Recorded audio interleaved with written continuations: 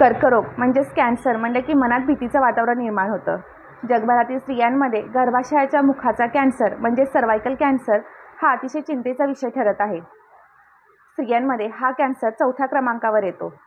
जगभरामध्ये जानेवारी महिना हा सर्वायकल कॅन्सर बाबत जागृती महिना म्हणून पाळला जातो. गर्भाशयाचा मुखाचा कॅन्सर म्हणजे सर्वायकल कॅन्सर हा स्त्रियांमध्ये जास्त प्रमाणात आढळून येणारा कॅन्सर आहे.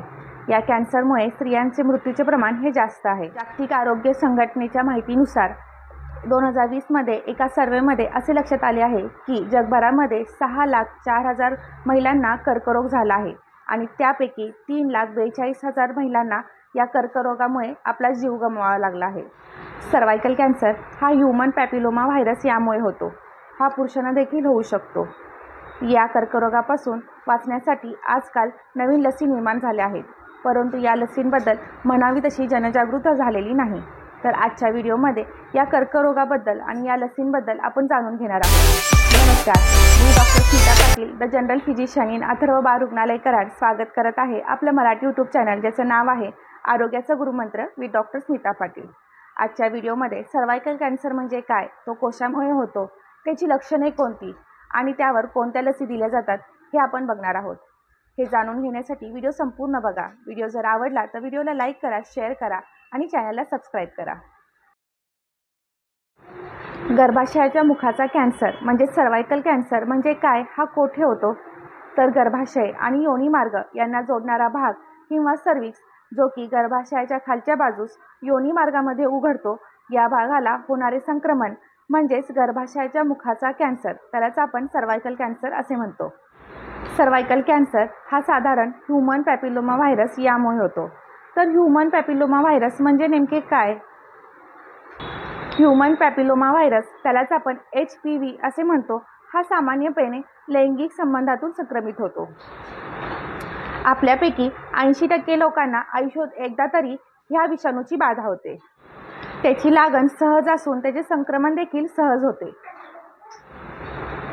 तुम्ही HPV पॉझिटिव्ह आहात म्हणजेच तुम्हाला कॅन्सर झाला आहे असे नाही, कारण या व्हायरसचे एकूण 200 प्रकार आहेत.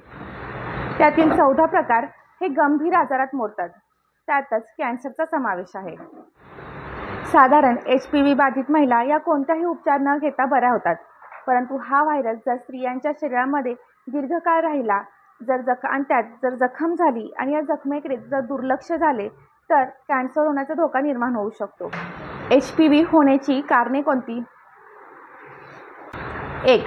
त्वचेला झालेल्या जखमेतून हा विषाणू संक्रमित होण्याची शक्यता आहे. ज्या व्यक्तीच्या शरीरात हा विषाणू आहे अशा व्यक्तींबरोबर संभोग केल्यास हा विषाणू संक्रमित होऊ शकतो. 3. तोंडावाटे संभोग केल्यास हा व्हायरस तोंडात आणि श्वसनमार्गात जाऊ शकतो. 4. लैंगिक संबंधामध्ये जास्त सक्रिय असणाऱ्या महिलांना याची लागण होऊ शकते. सर्वायकल कॅन्सरचे प्राथमिक लक्षणे कोणती?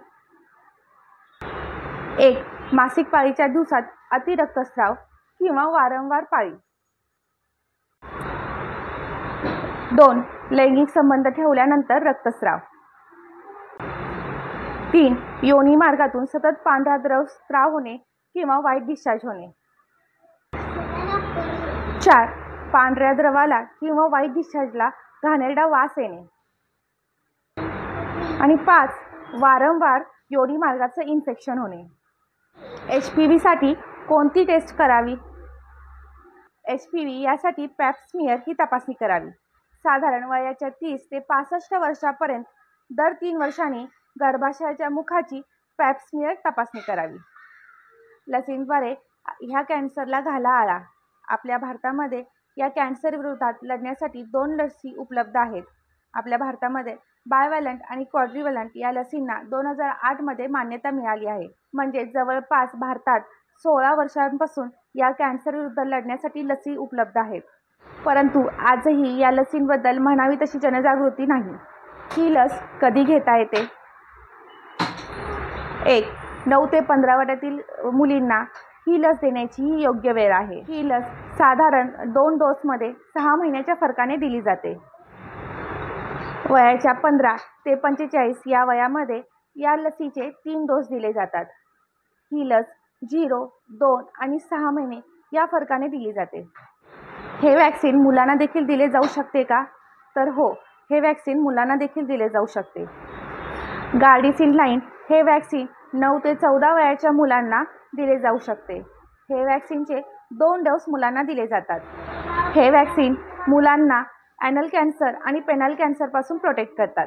हे वॅक्सिन पिरियडच्या वेळेस दिले जाऊ शकते का? तर येस, हे वॅक्सिन पिरियडच्या वेळेस देखील दिले जाऊ शकते. If you want to save your child from cervical cancer, anal cancer and penile cancer, then go for HPV vaccine. कर्करोगाची कोणतीही लक्षणे दिसत असल्यास त्याकडे दुर्लक्ष न करता तुमच्या डॉक्टरांचा सल्ला नक्की घ्या. कर्करोगाचे निदान लवकरात लवकर प्राथमिक स्थितीत झाल्यास तो बरा होऊ शकतो. कॅन्सर या शब्दाला न घाबरता त्याला सामोरे जाण्यास शिकूया. तर मैत्रिणींनो, आजच्या व्हिडिओमध्ये सर्व्हायकल कॅन्सर म्हणजे नेमके काय, हा कोठे होतो, याची लक्षणे कोणती, याची कारणे कोणती आणि यावर कोणत्या लसी उपलब्ध आहेत हे आज आपण पाहिले. व्हिडिओ जर आवडला असेल तर व्हिडिओला लाईक करा, शेअर करा आणि चॅनलला सबस्क्राईब करा. थँक्यू.